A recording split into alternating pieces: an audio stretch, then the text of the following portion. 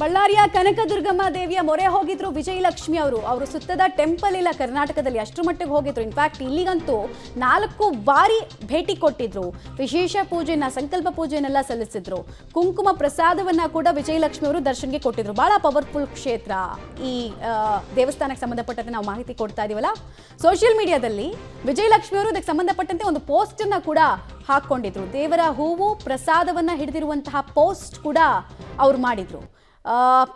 ಕಾಮಾಖ್ಯ ದೇವಸ್ಥಾನದಿಂದ ಹಿಡಿದು ರಾಜ್ಯದ ಪ್ರಮುಖ ಶಕ್ತಿಪೀಠಗಳಿಗೆ ಅವರು ಭೇಟಿ ಕೊಡ್ತಾ ಇದ್ರು. ಬಳ್ಳಾರಿಯಲ್ಲಿ ದರ್ಶನರನ್ನ ನೋಡೋ ಸಂದರ್ಭದಲ್ಲೂ ಕೂಡ ಇಲ್ಲಿಗೆ ಬಂದಿದ್ರು, ಹರಕೆಯನ್ನು ಹೊತ್ಕೊಂಡಿದ್ರು. ದರ್ಶನ್ಗೆ ಬೇಲ್ ಸಿಕ್ತಲ್ಲ, ಅವತ್ತು ಮಧ್ಯಂತರ ಬೇಲ್ ಸಿಕ್ತಲ್ಲ, ಆಗ್ಲೂ ಅವ್ರು ಇಮಿಡಿಯೇಟ್ ಆಗಿ ಇಲ್ಲಿಗೆ ಬಂದು ಪೂಜೆ ಸಲ್ಲಿಸ್ಕೊಂಡೇ ಮುಂದಕ್ಕೆ ಸಾಗಿತ್ತು.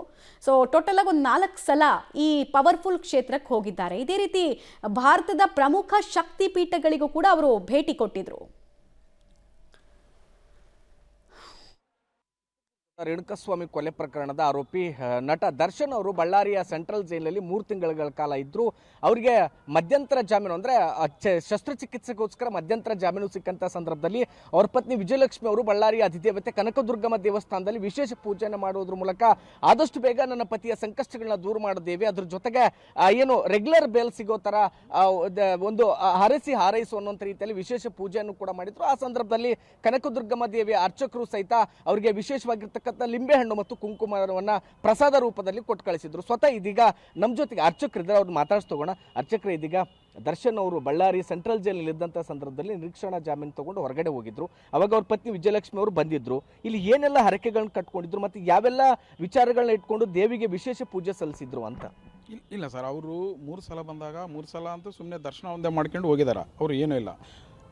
ನಾನು ಪುನಃ 4ನೇ ಸಲ ಬೇಲ್ ಸಿಕ್ಕಿದಾಗ ಅವ್ರು ಬಂದರು. ಬೇಲ್ ಸಿಕ್ಕಿದಾಗ ನನ್ನ ಹತ್ರ ಬಂದು, ನಾನು ಅವತ್ತು ಬೇಲ್ ಸಿಕ್ಕಿದಾಗ ನಾನೇ ಮಾತಾಡಿದೆವು ಪುನಃ ಅವರ ಮೇಡಮ್ ಅವ್ರಿಗೆ ಈಗ ಬೇಲ್ ಸಿಕ್ಕಿದೆಲ್ಲ ಒಂದು ಒಡಿ ಕಾರ್ಯಕ್ರಮ, ಸೀರೆ ತುಂಬೋದು ಒಡಿ ಕಾರ್ಯಕ್ರಮ ಏನಾದರೂ ಮಾಡಿದ್ದೀನಿ ಅಂದರೆ ಅವ್ರು ಏನಂದರು, ಸೋಮವಾರ ನನಗೆ ತಾಯಿ ವರ ಕೊಟ್ಟಿದ್ದಲ್ಲ, ನನಗಾಗಿದೆ ತಾಯಿಯಿಂದ ನನಗೆ ಅನುಗ್ರಹ ಆಗಿದೆ, ಪುನಃ ಬರ್ತೀನಿ ಈಗಂತೂ ನಾನು ಸದ್ಯಕ್ಕೆ ಏನು ಬೇಡ ಅಂತಂತೇಳಿ ಅವರು ಒಂದು ಕುಂಕುಮ ಒಂದು ನಿಂಬೆಹಣ್ಣೆ ತೊಗೊಂಡೋದ್ರು.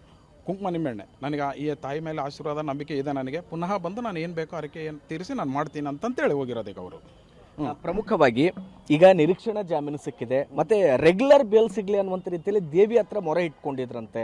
ಅವತ್ತು ಕೂಡ ಅದ್ರ ಸಂಬಂಧಪಟ್ಟಂತೆ ಉಡಿ ತುಂಬ ಕಾರ್ಯ ಕೂಡ ಮಾಡ್ತೀನಿ, ನನ್ನ ಪತಿ ಒಂದು ವೇಳೆ ರೆಗ್ಯುಲರ್ ಜಾಮೀನು ಸಿಕ್ಕು ಹೊರಗಡೆ ಬಂದಾದ್ಮೇಲೆ ಅಂತೇಳಿ ಅವತ್ತೇನೋ ಮಾತಾಡಿದ್ರಂತೆ. ಹೌದು, ನಾನು ಅದನ್ನೇ ಹೇಳೋದು ನಿಮಗೆ, ಅದನ್ನೇ ಸರ್ ನಾನು ಹೇಳಿದ್ದು.